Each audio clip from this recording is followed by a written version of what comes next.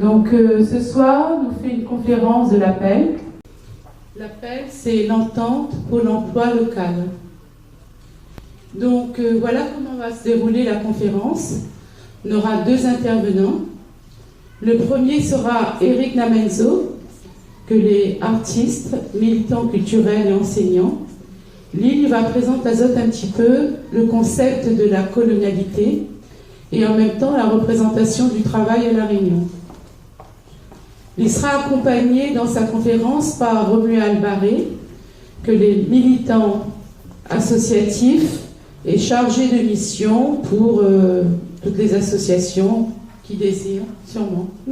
Enfin, disons qu'il peut mettre à disposition des associations ses compétences et il a mis effectivement à la disposition de l'APEL son savoir et ses compétences et nous remercie à lui. Avec nous, on a M.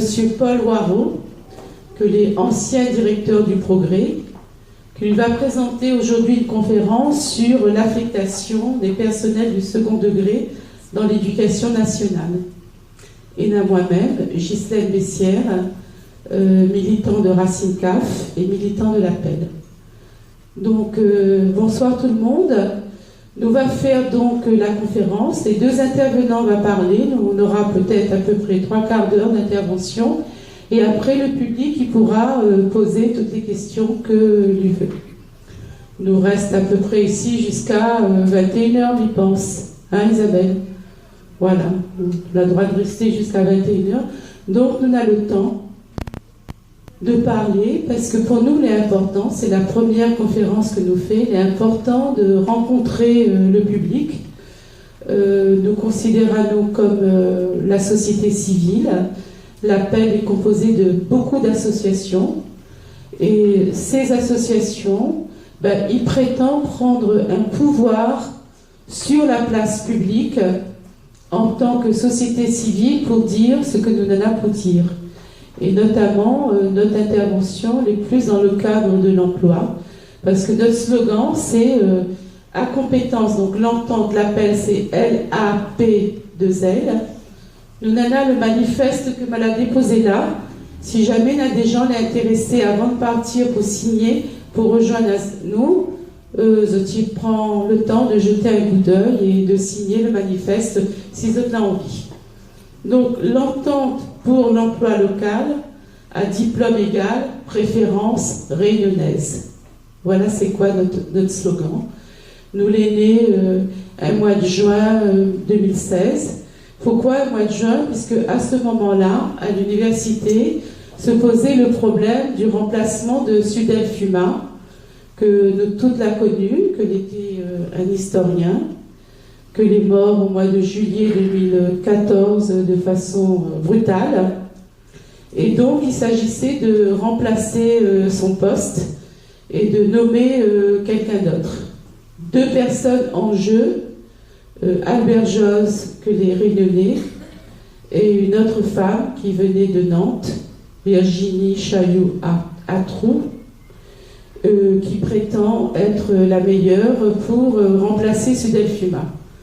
Donc nous, au niveau de l'APEL, nous avons voulu réagir en disant que maintenant, il faut arrêter le massacre, que beaucoup de Réunionnais aujourd'hui, les compétents, beaucoup de Réunionnais, les qualifiés, beaucoup de jeunes surtout, qu'il a dû partir en France pour faire d'autres études et qu'on a beaucoup de difficultés à revenir dans notre pays pour pouvoir soit enseigner, soit former, soit prendre des places de responsabilité. Donc, on a beaucoup de jeunes, ils ont eu marre de rester en France, ils sont venus, et il y a beaucoup d'entre eux que les diplômés et que les au chômage. Donc aujourd'hui, nous pensons que les temps que nous rouvrent les yeux sur ce problème-là. Comment un pays il peut laisser ces jeunes dans l'abandon, dans l'errance, dans la désespérance? C'est ça le problème que nous pose au niveau de l'APEL. C'est pour ça que cette année, et je pense que nous n'aurons encore pour des années, nous ne connaissons pas encore combien de temps, nous fait de ce problème, de cette revendication, le droit de vivre et de travailler au pays, une revendication légitime, un droit fondamental, et que nous sommes prêts à aller jusqu'au bout pour ouvrir les yeux là-dessus. Parce que nous l'avons constaté, que nous avons beaucoup de magouilles, nous avons beaucoup d'arrangements entre les copains, que si aujourd'hui les jeunes, les Réunionnais, ne prennent pas des postes de responsabilité, c'est parce que nous avons toujours un réseau qui fonctionne. Nous appelons ça le réseau des exogènes, et que quand ça va, ben ça place les chauffés pour qu'un autre y arrive. Nous l'avons rendu compte parce que nous l'avons fait quand même des cabas, nous l'avons fait des rencontres, que les Réunionnais sont être concernés par ce problème-là. Parce que dans chaque famille, avant on dit que dans chaque famille réunionnais, il y a des oreilles. Mais aujourd'hui, il dit que dans chaque famille réunionnais, il y a un moun, les en France, depuis 10 ans, 20 ans, 5 ans, qui demandent à venir, pareil, depuis 10 ans, 5 ans, 3 ans, et que tu n'y arrives pas à rentrer, parce que toujours, ils disent que soit on a trop de diplômes, soit on n'a pas la place, soit il faut que tu t'y attendes, soit il faut que tu changes d'orientation. Donc, voilà le problème que nous pose. Il faut renverser la situation, permettre à des Réunionnais que les partis forment Azote en France, permettre à des Réunionnais que l'on a été formé ici, de prendre des postes de responsabilité. Pourquoi pour nous ça est fondamental? C'est simplement parce que nous pensons que le Réunionnais il est plus à même d'apporter des références de par le fait qu'il détient la langue réunionnaise, la langue créole, de par le fait qu'il porte en lui la culture, la mentalité, l'identité, il est à même de transmettre non seulement son savoir, non seulement sa connaissance, mais une manière de faire les choses, une manière d'enseigner, une manière de transmettre. Et cette transmission, pour nous, elle est importante, parce que nous l'est encore, malheureusement, dans l'aliénation, dans l'errance et dans le chômage. Romuald et Eric va parler de ce problème-là. Combien de Réunionnais sont au chômage et combien les Réunionnais, les sous-représentés, les disqualifiés et finalement dans la discrimination.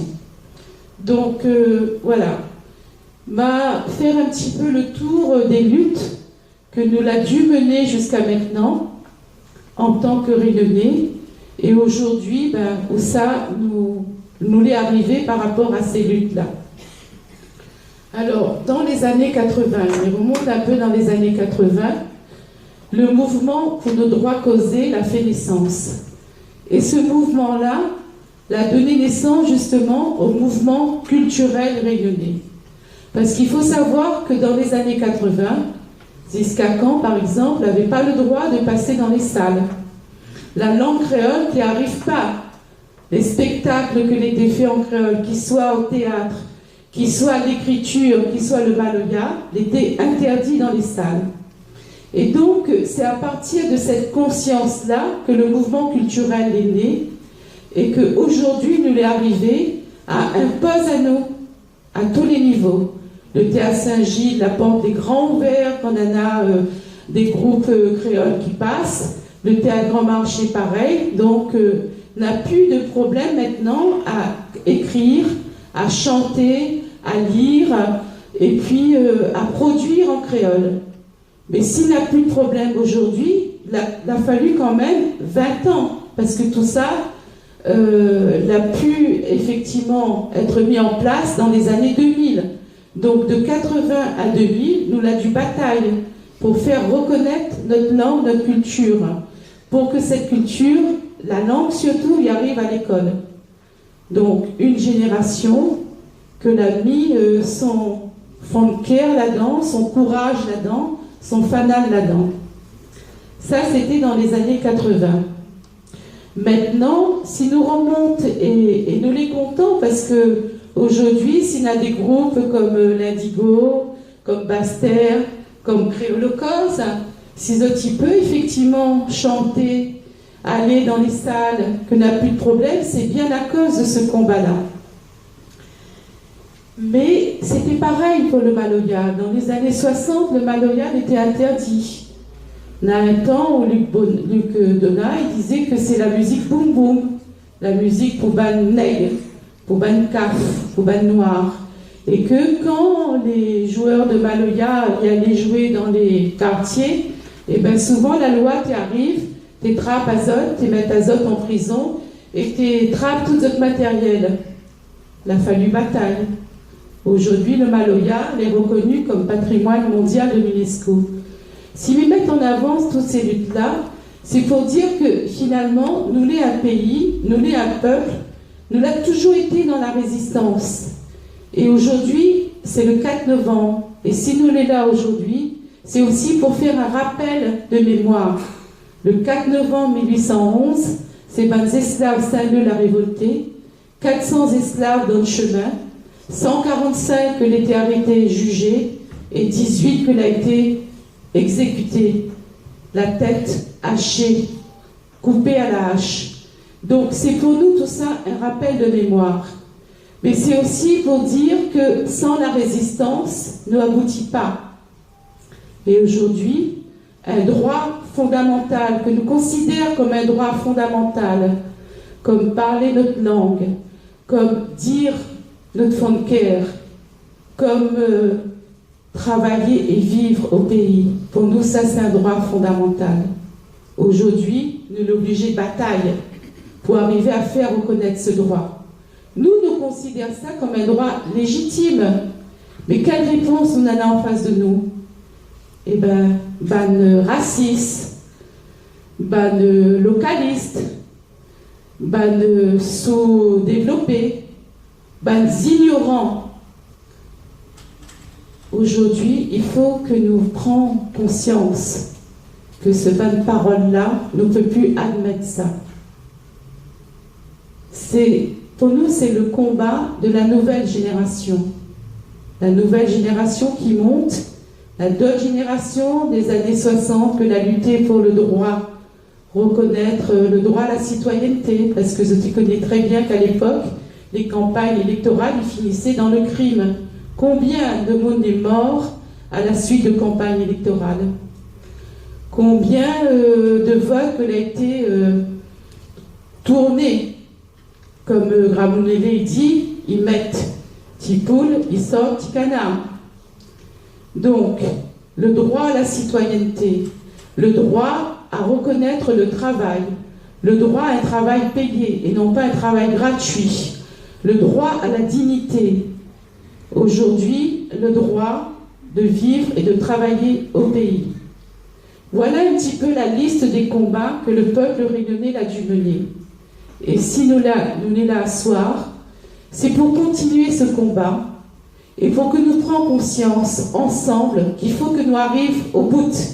Comme nous l'arrivons au bout au niveau de la culture, comme nous l'arrivons au bout au niveau de la langue, il ne veut pas dire que nous n'avons pas encore des batailles à mener, mais au moins, on a une reconnaissance. Comme nous l'arrivons au bout au niveau de l'histoire, même si l'histoire n'est pas arrivée dans l'école, mais il y a beaucoup de production qui a été faite. Les historiens la mettent azote au travail et la fournit à nous un grand travail pour que nous connaissions un peu comment les esclaves, les marrons, les résistants y vivaient à l'époque. Donc aujourd'hui, l'appel l'entend pour l'emploi local. Il met l'accent sur le problème du travail à La Réunion, le problème de l'exil, le problème de la souffrance aussi, des gens qui partent, qui ne peuvent pas revenir, des gens qui restent dans la discrimination, qui restent dans le chômage. Comment ce peut aider à nous? Comment nous peut faire pour sortir de ce problème-là et trouver une solution pour que demain, nos enfants, nos frères, nos sœurs, ils puissent vivre dignement dans notre pays, retourner. Pour ça qu'il est en France et pour ça qu'il demande un peu depuis 10 ans, tous les ans il demande de revenir. Là, un peu il est encore là-bas depuis 15 ans. Donc, que ça nous peut faire ensemble pour dire arrêtez avec ça. Le PCR, il parle d'un moratoire sur l'arrivée des oreilles à La Réunion. chacun a sa solution. Peut-être aussi que nous pouvons penser ensemble, ce soit une solution. Mais pour l'instant, nous ne sommes pas encore dans la solution, nous sommes dans le combat. Et ce que nous regrettons tous, c'est que un droit fondamental, il devient pour nous un combat. Voilà. Sur ces paroles, je passe le micro à mon ami Eric Namenzo, que va développer un petit peu tous ces thèmes, et notamment la colonialité, comment c'est une affaire, nous les pris de temps, et comment nous va gagner ensemble à nous dedans. Merci. Merci Ghislaine. Alors oui, nous sommes dans un pays dit néocolonial, post-colonial aussi. Tout ça, bon concept-là, en fait, ça de développer un petit peu, vite fait, pour comparer avec le mot colonialité. La colonialité, c'est un concept qui est né dans quelques années de ça, on va dire depuis les années 90 par là. Ça a été élaboré par des chercheurs latino-américains. Et il n'est pas pour rien de cause latino-amérique, parce qu'en Amérique latine, il faut savoir que bonne résistance anticolonialiste l'a levé là-bas en premier. Parce que c'était le premier continent, finalement, on va dire, le premier été à la guerre, le coup de coin colonial. Donc forcément, là, il a abouti depuis beaucoup plus longtemps que nous, les îles françaises, entre guillemets, bon, après, d'autres pays étaient colonisés, mais l'ère hispanique l'a gagné conscience plus vite depuis plus longtemps, en fait. Donc, les indépendances, etc. Et notamment, on a un lien pour faire avec notre pays, concernant le métissage, concernant la culture, le fond culturel, même psychologique, même, on peut dire, parce qu'on a vraiment un lien avec la situation que nous vivons actuellement à La Réunion. Et là, n'est cause pas statut, parce que n'a aucun intérêt, c'est pas du tout le problème, que ce soit une nation indépendante, comme par exemple n'importe quel pays, Colombie, Argentine, etc., ou un pays comme la Guadeloupe ou la Réunion, la structure sociétale, c'est le même. Ils vivent le même histoire.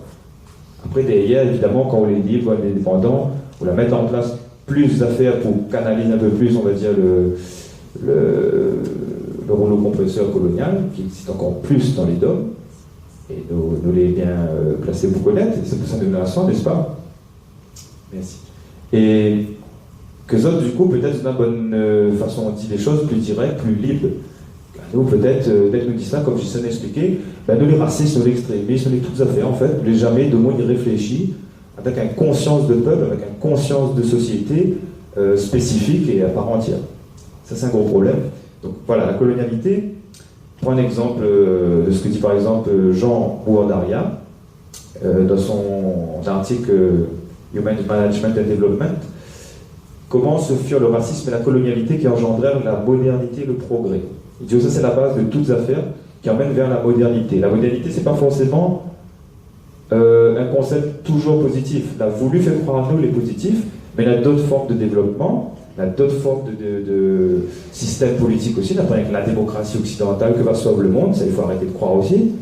Tout ce genre de choses à déconstruire pour qu'elles libèrent vraiment les peuples. Et donc, effectivement, il dit comme ça. Bien que le processus de décolonisation soit terminé depuis plusieurs dizaines d'années, une colonialité globale perdure sous des formes multiples et imbriquées. Les dominations fondées sur l'appropriation des ressources, la race, la langue, les idées, le sexe, la spiritualité, etc., constituent des hiérarchies inconscientes, toujours présentes. Elles font que la colonialité du pouvoir est restée un principe d'organisation, alors que les institutions du colonialisme ont aujourd'hui disparu. Donc il dit bien, c'est un principe qui organise la société. Alors il fait le lien entre la colonialité et la modernité, bon, parce qu'effectivement il reste toujours une domination d'un centre sur des périphéries, qui a joué un rôle dans la modernisation des économies des pays du Nord, au détriment des pays du Sud. Donc encore une fois, il prouve vraiment le lien, colonialité, modernité, dans l'économie. Et tout ça aussi a été construit sur le racisme. Je ne vais prendre pas d'autres liens. En 1690, par exemple, un jésuite du Chili, il dit « Le sang des Go », donc ça c'est les noms les non-catholiques, etc., non espagnols, s'est épuré par son mélange avec le sang espagnol. En Amérique, les Espagnols lavent de leur sang les tares naturelles des indigènes. Et aujourd'hui encore, on a des chercheurs, mais précise quand même, au XXIe siècle, des chercheurs espagnols européens qui remet en cause cette conception de, on va dire, de volonté d'extermination que le colonialisme l'a engendré. Nous, on entend aussi en France, le colonialisme, c'était quelque chose de positif, etc. Et on oublie souvent qu'il a eu des paroles comme ça dans le passé. Alors, une autre personne, plus par rapport à la France, madame s'appelle Laura Schuft, elle a cause sur la colonialité du pouvoir en Polynésie française. Il ne trouve pas la colonialité du pouvoir, pour l'instant, sur les DOM. Pas de chercheur là travaille dessus, mais il faudrait. Et m'a trouvé intéressant parce qu'il dit, par exemple, contrairement au post-colonial, le mot post-colonial, il renvoie au rapport de pouvoir contemporain dans les anciennes colonies. Donc le rapport de pouvoir seulement. La colonialité, ça va beaucoup plus loin. Parce que post-colonial, il masque les politiques colonialistes et racistes des colons blancs, en tout cas en Polynésie, envers les peuples indigènes. Non seulement avant l'indépendance, mais aussi après la rupture officielle avec le centre impérial, en minimisant les positionnements néocoloniaux des États coloniaux du peuplement du premier monde. Bon. En gros, il résume en disant que le postcolonialisme n'est pas approprié pour définir l'organisation de la société dans les pays dits post-coloniaux, en gros. Sinon, le sociologue portoricain Ramon Grofogel, il propose justement, à travers ce terme colonialité, d'ailleurs il a été créé là-bas, colonialidad en espagnol, il fait référence à l'idée que les rapports sociaux contemporains sont en partie des reconfigurations des rapports de pouvoir du type colonial, donc entre détenteurs de pouvoir et dominés. Du coup, les conséquences, c'est une stigmatisation sociale se sont reproduites au fil du temps. C'est pas pour rien qu'on nous parle de ça, parce que ils stigmatisent encore les descendants donc, des îles coloniales, on va dire, tout simplement, des peuples colonisés, soit face à l'emploi, soit face au logement, etc., que ce soit dans les pays colonisés eux-mêmes, ex-colonisés, mais aussi sur le territoire européen. On retrouve les mêmes schémas. Donc il y a une partie de la population, les marginalisés, les discriminés, c'est la colonialité aussi. Et un autre sociologue, un péruvien, Aníbal Quijano, parmi les premiers d'ailleurs à comprendre la colonialité mais dans le pouvoir, il dit bien qu'il concerne non seulement la domination ethno-raciale, qu'admettait déjà le colonialisme sous sa forme pure et l'esclavagisme, mais il combine également le patriarcat, l'organisation économique capitaliste et les structures idéologiques qui en sont issues. Donc encore une fois, c'est pour montrer que la matrice coloniale du pouvoir, c'est ça que l'est en vigueur dans notre pays. C'est ça que l'est en vigueur dans plein de pays que l'a été colonisé, que le titre étant le post-colonialisme. Comme si post, il veut dire la fini. Non, elle n'a pas fini, et ne peut pas dire c'est du colonialisme de façon directe, mais elle est là, elle est présente, elle est installée, elle est instaurée, les mêmes, comment dire, les imprégner dans les sociétés vraiment. Et ces logiques-là, il faut déconstruire, comme on a dit. Alors, le cas de la Réunion, eh bien justement, beaucoup de mécanismes hérités de la période coloniale sont encore en vigueur dans les structures de la société réunionnaise, notamment dans l'emploi. Et nous l'avons remarqué à nous, quand nous regardons un petit peu, ne pas plus bouillant qu'un autre, comme il dit, que naturellement une colonialité de l'emploi, c'est revient justement la senti ce problème, et là avance le concept de colonialité de l'emploi. Et donc, en regardant tout simplement les preuves, c'est-à-dire les chiffres, les études qui ont été faites par l'INSEE et d'autres chercheurs dans la sociologie ou dans l'économie, ils trouvent vraiment des dysfonctionnements, des discriminations, etc. Alors, nous allons arriver justement dans cette partie sur la représentativité des Réunionnais au haut poste ou bien au poste à responsabilité. Quand il dit représentativité, il veut dire visibilité aussi. Tout simplement, un créole ne voit pas aller en l'air, comment il va avancer? Vous donnez à une chance pour avancer, mais vous dites, ben jamais va arriver en l'air, vous connaissez, c'est pas nous, c'est pas là. Allez, dans son conscience profond, jamais il va projeter à lui. Et souvent il dit ça, ouais, les créoles ils ne forcent pas non plus, hein. L'expliquer par des choses beaucoup plus fortes que le simple raisonnement logique en fait, les instaurer dans la société.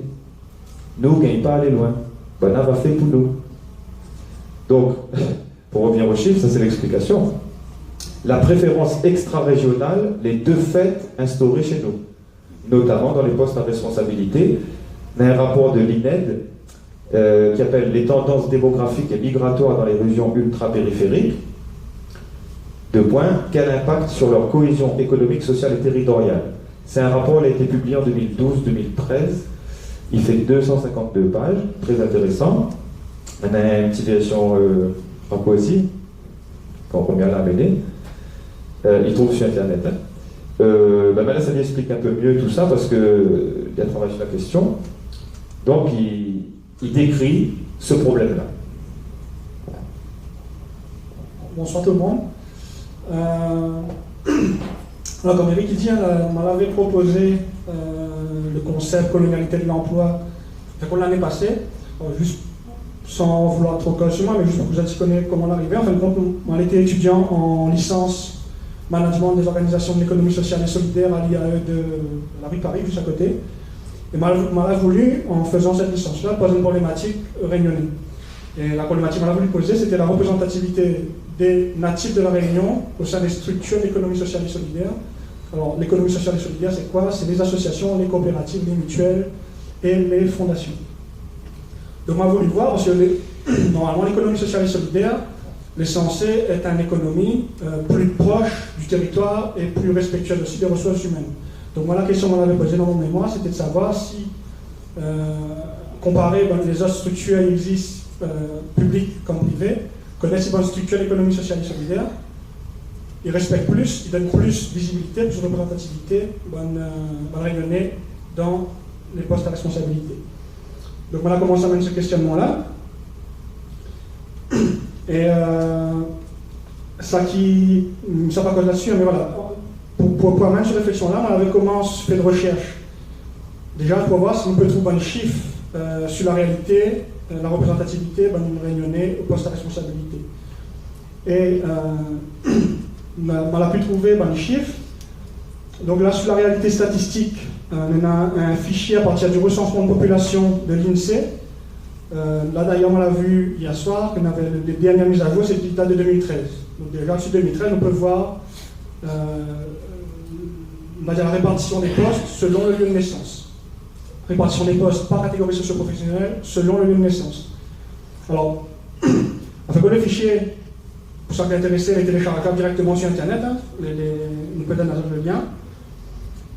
C'est un fichier, donc recensement de population, et avec un logiciel, aussi mis en ligne par l'INSEE, le logiciel s'appelle Beyond 2020, on a la possibilité de croiser une variable. Et parmi les bonnes variables, il y a une variable qui s'appelle départ, donc c'est le département du lieu de naissance. Il y en a une variable qui s'appelle INAI, c'est indicateur du lieu de naissance. Et ensuite, une troisième variable, c'est catégorie socio-professionnelle. Alors, catégorie socio-professionnelle, on a plusieurs niveaux.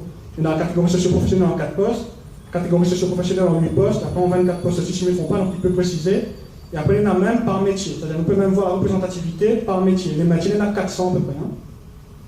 Donc, si nous reste sur une catégorie socio-professionnelle en 8 postes, ça que nous pouvons voir, c'est que par exemple, sur la profession agriculteur-exploitant, le natif de la Réunion, il représente 94,8% sur des agriculteurs exploitants. Ensuite, la profession artisan, commerçant, chef d'entreprise. Là, il baisse, il est à 68,8%. Si nous passons à la catégorie socio-professionnelle, cadre et profession intellectuelle supérieure. Alors, le pourcentage natif de la Réunion, c'est 45,9%. Voilà. Donc 43,6%, excusez-moi, 43,6%. Si nous ça va sur les professions intermédiaires, la représentativité est de 66,7%. En employés, donc là il remonte, 86,1%. ouvriers 90,6%, retraités, bon, après autres personnes sans activité professionnelle de 87,9%. Donc là, on voit bien que sur les catégories socio-professionnelles,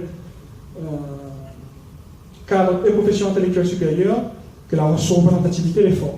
Et les natifs de France, ils représentent, encore une fois, sur les cadres et professions intellectuelles supérieures, 45,9%. Voilà.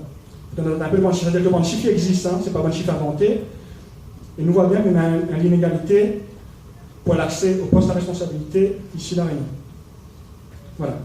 Mais ça ne va pas aller plus loin que ça. Vous avez les documents, comme Eric l'a cité, il y a un document qui a été produit par l'INED, il a été commandé par la direction régionale, générale des politiques régionales de la Commission européenne, donc les tendances démographiques, donc ça a été téléchargeable en ligne.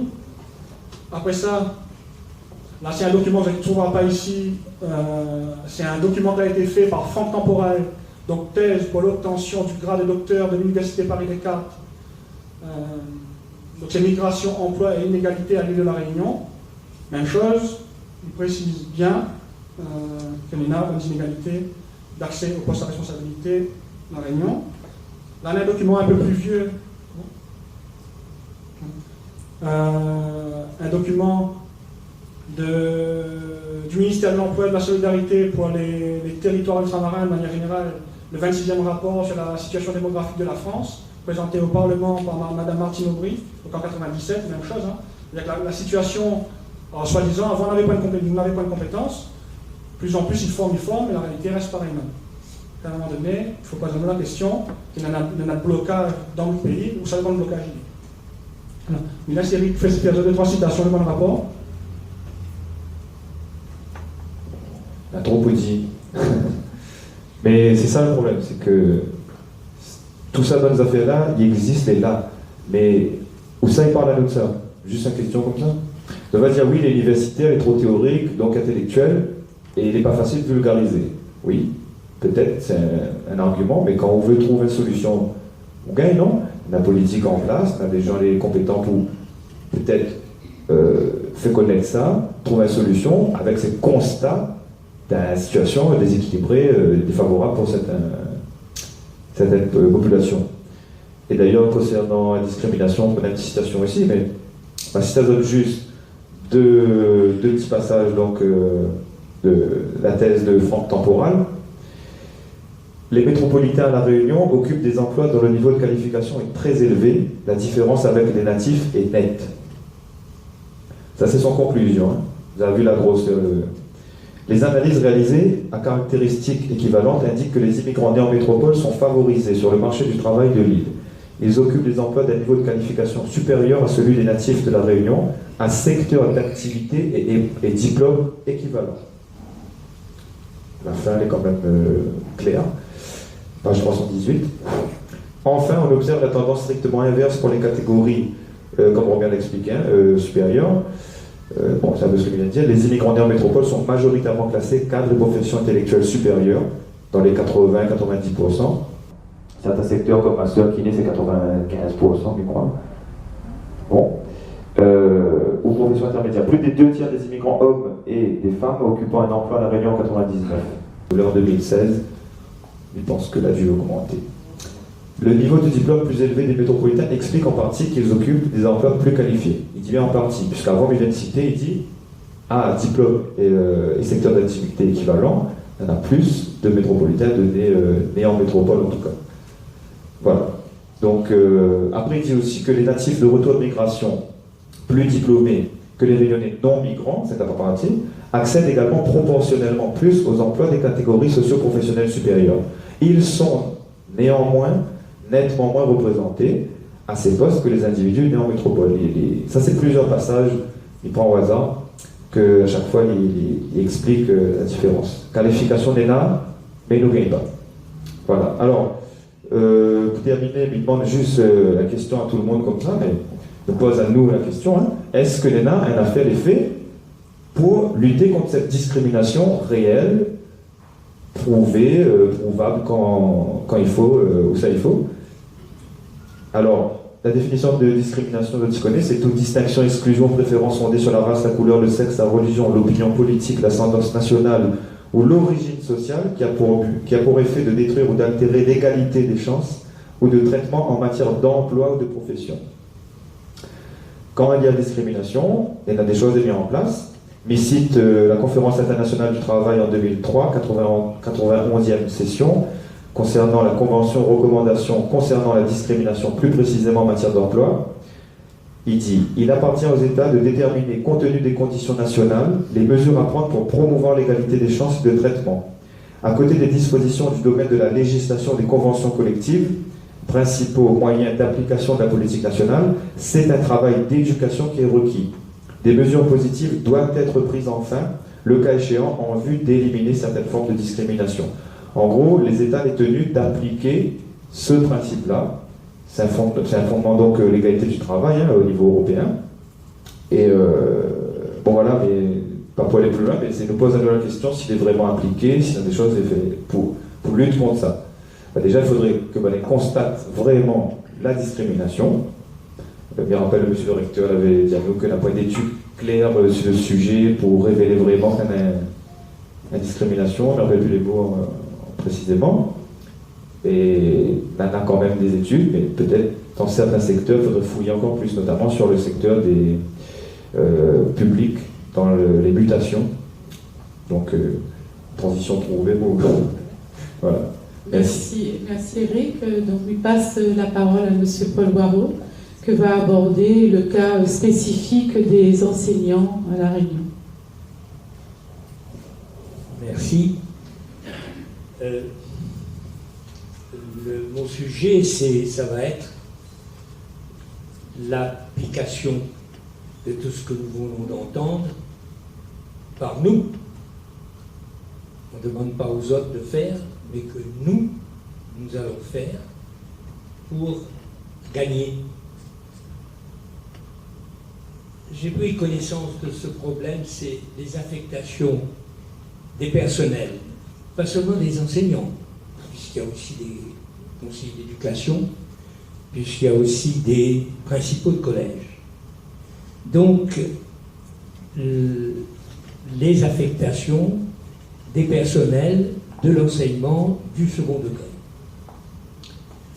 Pour comprendre l'anomalie de la situation, il faut savoir que dans n'importe quel pays du monde, quand un jeune arrive au moment de devoir travailler, il a le choix.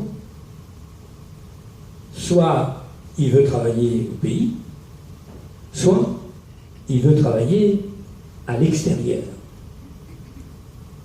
Évidemment, ce choix est conditionné par deux paramètres. Le premier, c'est qu'il soit compétent dans le travail qu'il demande, et le deuxième paramètre, c'est qu'il y a des places dans l'endroit où il veut aller, y compris dans le pays. Transposé au problème des personnels de l'éducation nationale, de La Réunion, parce que là on n'est pas dans le monde, on est à La Réunion. Trois options possibles. Le jeune stagiaire qui vient d'être titulaire, il doit pouvoir rester au pays pour travailler si c'est son vœu, aller travailler en France dans une autre académie si c'est son vœu, ou alors aller travailler au Canada, aux États-Unis ou en Allemagne si c'est son vœu. À condition, bien entendu, cela va de soi, qu'il a les compétences requises pour l'emploi qu'il veut, et que l'endroit où il veut aller, eh bien, il y a des emplois, des postes libres. Il faut être clair là-dessus. Parce que des fois, on nous raconte des blagues pour dévier. Le droit, trois options, à condition qu'il ait les compétences et à condition qu'il y a des emplois vacants là où il veut aller. Ce qui se passe aujourd'hui crée problème.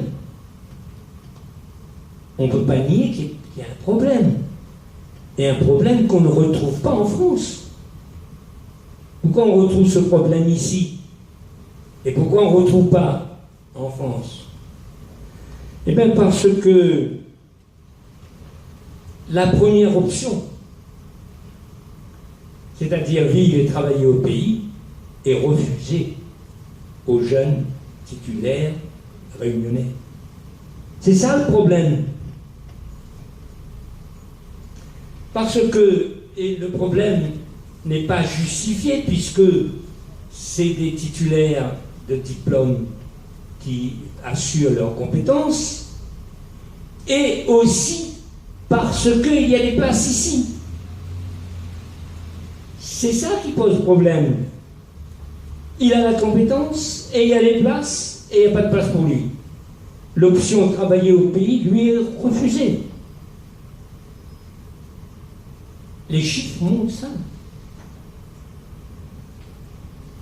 Dans la promotion des stagiaires titulaires de 2014 pour la rentrée de 2015, il y a 120 titulaires, stagiaires titulaires ayant été reçus au concours. 120. Et les 122 plus exactement. Et les 122 sont affectés en France. Plus grave, ils sont affectés dans des académies que personne ne veut là-bas. Là aussi, mais c'est un autre problème.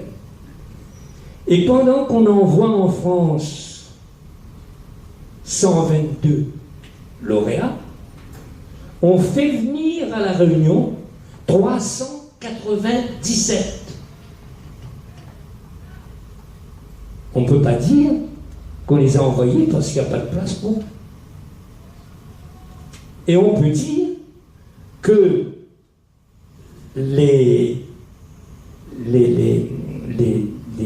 ils n'ont pas eu le droit,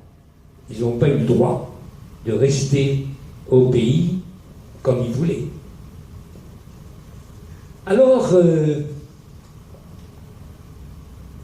nous, enfin, je propose, et aussi, en plus, ce qui est grave, c'est que l'on n'a pas d'informations exactes. Par exemple, pour la promotion des lauréats de 2015, on sait qu'il y a 185 néo-titulaires qui ont été expédiés, je dis expédiés, mais en réalité affectés, en France, sur 187. On a pu sauver deux rescapés. Sur 187 titulaires, 185 sont affectés en France. Et ce qui est grave, et là je lance un appel à ceux qui ont accès à l'information, c'est que le rectorat ne veut pas donner le nombre de personnels venus d'ailleurs pour la rentrée de 2016. Enfin, c'est ce qu'on m'a dit. Cette opacité de l'information, évidemment, se fait poser la question, pourquoi il ne veut pas donner l'information? Pourquoi? Et à partir de ce moment, le poison de la suspicion est inoculé. Et qu'est-ce qu'on peut faire s'il y a suspicion? Qu'est-ce qu'on peut faire s'il n'y a pas de confiance? C'est pour ça que, pour mettre un terme à ce problème qui, encore une fois, n'existe pas en France,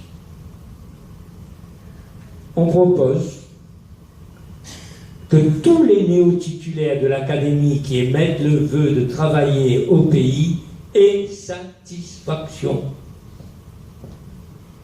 Il y a 387 qui entrent, on est à 120, il y a des places. La deuxième chose, proposition, que les néo-titulaires qui émettent le vœu de travailleurs d'aller travailler ailleurs aussi aient satisfaction. Parce qu'il faut faire attention.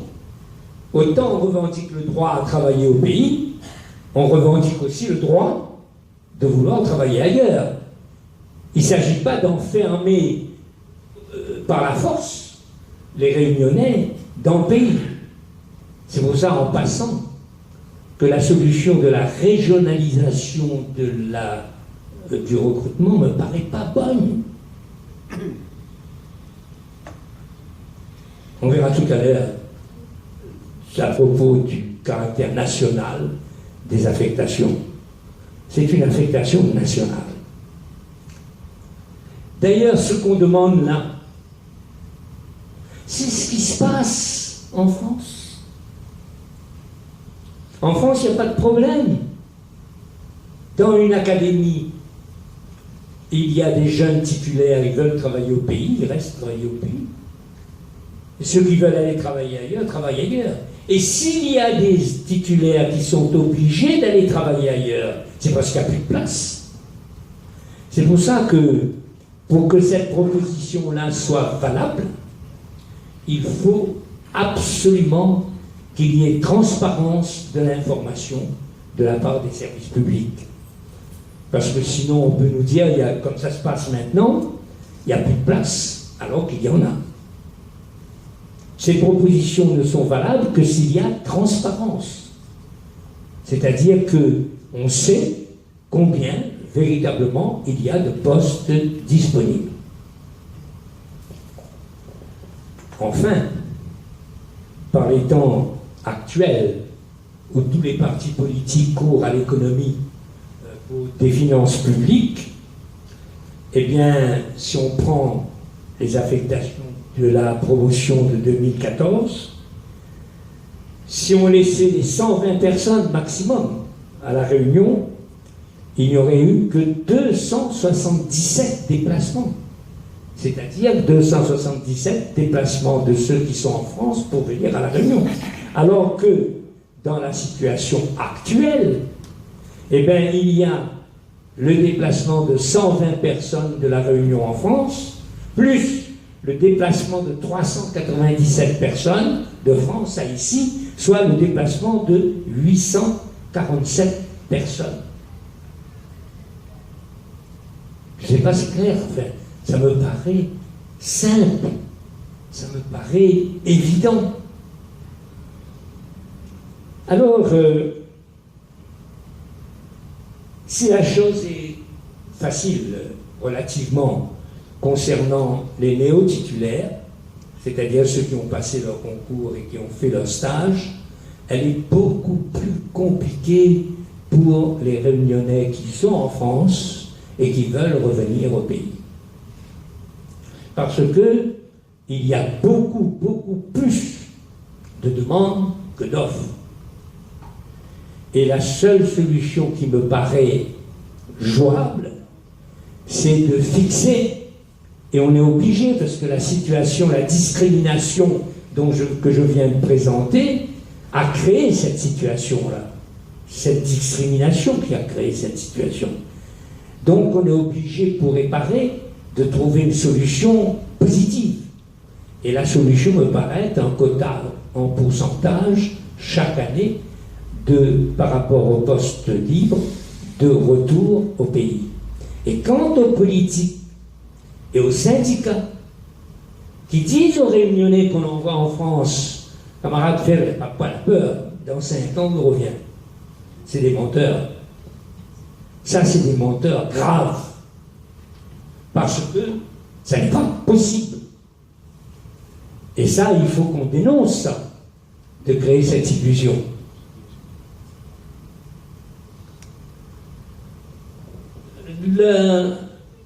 Comment on nous justifie la pratique actuelle? C'est-à-dire, on envoie des promotions pleines en France et on fait miadone. Comment on justifie? On justifie par 2 choses. On nous dit ça, c'est un recrutement national. Et on nous dit la deuxième chose, c'est pour favoriser la mobilité. Ok? Et recrutement national, quand on nous dit ça, ça veut dire vous êtes recruté, comme c'est un recrutement national, on peut vous envoyer n'importe où, dans n'importe quelle académie française, puisque c'est national. C'est vrai, je ne conteste pas cette définition, mais entre cette définition et la pratique, il y a une pratique nationale en France qui consiste à dire que s'il y a des places pour le gars qui est sur place, eh bien il a la place automatiquement. C'est ça la pratique nationale. Et c'est cette pratique nationale-là qui n'est pas valable pour nous. C'est là qu'est la discrimination. Ce qui est valable en France n'est pas valable pour nous. Pour nous, on vous embarque. Et la deuxième justification, c'est la mobilité. Alors là, on est bien. Premier principe, la mobilité organisée dans le détail, encadrée dans le détail par l'administration publique, non. Je ne dis pas que ça peut avoir des avantages pour un certain nombre de personnes, mais c'est non, sur le plan des principes. Il y a eu la Sacaille, il y a eu Bulidum, il y a eu les enfants de la Creuse. On a encadré, on a dit il faut partir. Et pour 30 ans après, on dit c'était pas bon, on arrête. Ou pire, on fait des cérémonies de repentance et on demande d'indemniser. Alors aujourd'hui, on nous embarque de force toutes nos promotions de jeunes titulaires, et dans 30 ans, on va dire c'était une erreur, et on regrette, on pleure. Arrêtons. Ne recommençons pas les erreurs. Ce qui ne veut pas dire que on peut aider à la mobilité, on peut accompagner la mobilité, on peut faciliter la mobilité pour celui qui veut aller ailleurs, mais on ne force pas. Ça, c'est, on rejette, on ne force pas la mobilité. Et d'ailleurs, si on revient à notre problème des enseignants, la mobilité naturelle, il y a des quantités de possibilités. Lorsqu'il n'y a plus assez de place, supposez qu'en 2014, il y avait 110 places et on avait 120 reçus. Eh bien, il y avait 10, soit ils démissionnaient, soit ils partaient, par la force des choses, pour la raison qu'il n'y avait pas de place suffisante. Et on a vu que ce n'est pas le cas. Maintenant, de plus en plus, on aura des jeunes qui veulent travailler ailleurs. Moi, je connais une militante de Vivre et Travailler au Pays, dont le fils veut aller travailler aux États-Unis. Il y aura de plus en plus de jeunes qui voudront travailler ailleurs. Et ça, on n'a pas le droit de les empêcher. Ils sont libres. Donc voilà une deuxième cause de mobilité naturelle. Et puis, l'académie pourrait avoir besoin de compétences qui n'existent pas sur place. À ce moment-là, on est obligé de faire venir quelqu'un d'ailleurs. Et puis, on peut considérer que pour les besoins du service, on peut faire venir quelqu'un d'ailleurs, ou quelqu'un d'ailleurs peut faire venir quelqu'un d'ici. Mais là, à condition que la confiance règne, ce qui n'est pas le cas aujourd'hui.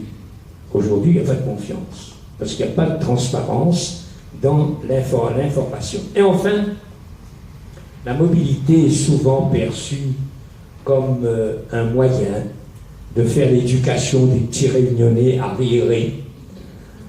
Et cette éducation, c'est l'éducation assimilation du modèle dominant. Et là, nous nous trouvons à un point crucial de l'esprit colonial.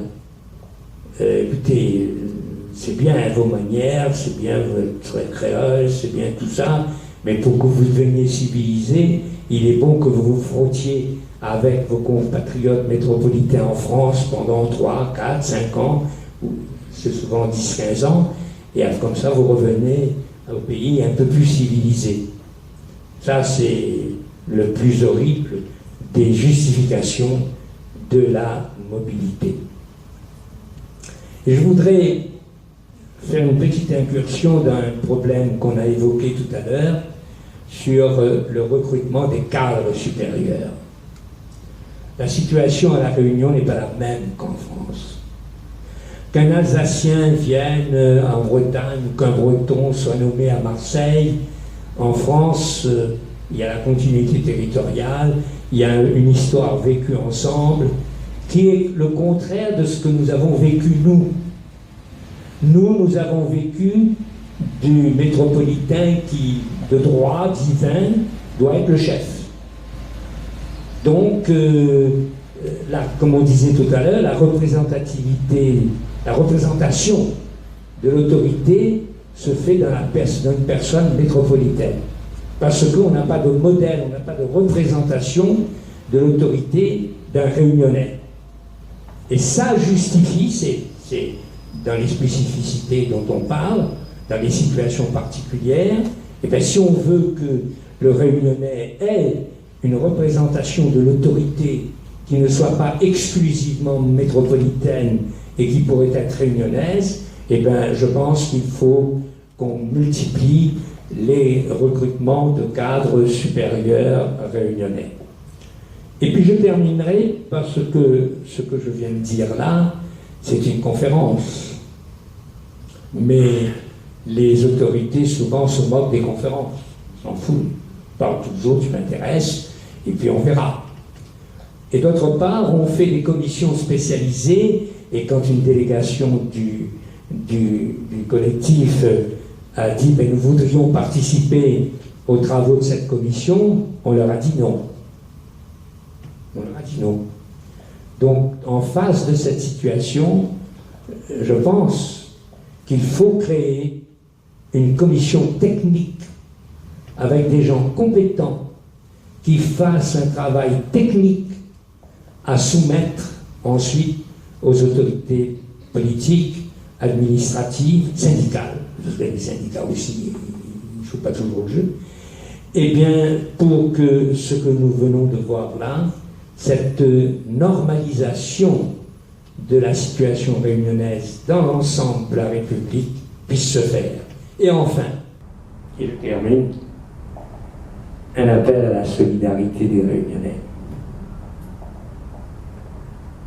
Dans une expérience que je viens d'apprendre, que je viens de suivre, il y a des réseaux non réunionnais et des réseaux réunionnais. Paris écoute les réseaux non réunionnais parce que les réseaux non réunionnais sont structurés, organisés, puissants. Ils arrivent à mobiliser la presse régionale de France, ils arrivent à mobiliser la presse parisienne, ils sont dans les cours, dans les antichambres des ministères, ils sont partout et ils se tiennent. Tandis que nous, ça manque. Et c'est là-dessus que je voudrais terminer. Solidarité, solidarité. Et pour que la solidarité paye, il faut qu'on ait des idées claires dans nos têtes. Et concernant le recrutement des personnels du second degré, je sais que s'il y avait une solidarité, j'aurais été, dans certaines circonstances, plus efficace pour que les choses avancent, comme le collectif serait aussi plus efficace, comme les chercheurs seraient plus efficaces. On a besoin d'être portés par l'ensemble des créoles pour que les créoles, sans hostilité contre les autres, il ne s'agit pas d'être contre, il s'agit d'être nous et de dire qu'on nous écoute parce qu'on est fort, parce qu'on est solidaire et parce que les idées sont claires dans nos têtes et qu'on est unis. Merci.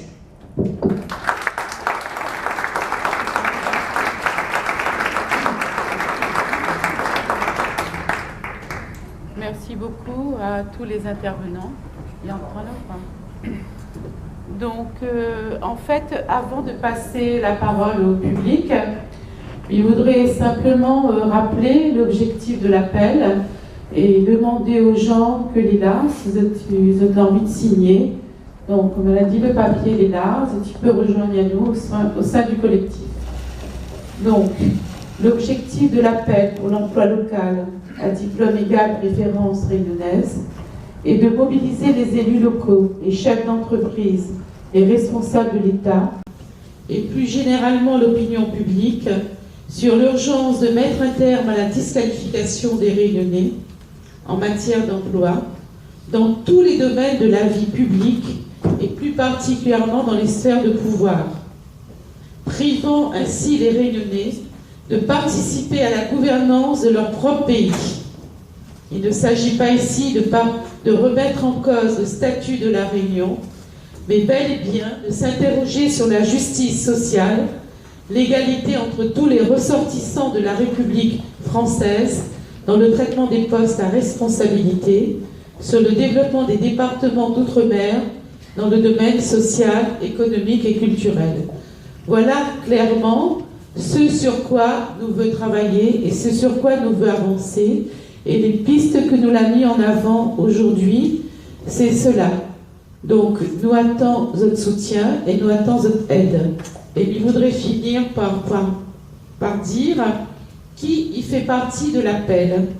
Donc, Nana Istoren, Racine CAF, MLK, Mouvement L'Entente Coup de Main, Chemin Simandel, Demain la Réunion de Bout, La Clarté, Collectif BAC plus 974, l'association Réunion de Bout, Romuald Barré, que les chargés de mission, que les là avec nous, l'association des jeunes écrivains réunionnais, l'association CAFPAB, la SEM, l'association Source Héritage de Mémoire, l'EPI, Espace pour la promotion de l'interculturalité, Collectif d'Aumône, le CRAN, Frères de Son, Créolocos, et l'association aussi militante pour la Terre. Donc on a beaucoup de gens dans ce collectif et qui entend changer les choses. Donc c'est à nous de lève debout parce qu'ils pensent que c'est à nous, Réunionnais, de faire le travail et d'arriver à ce que nous avons besoin.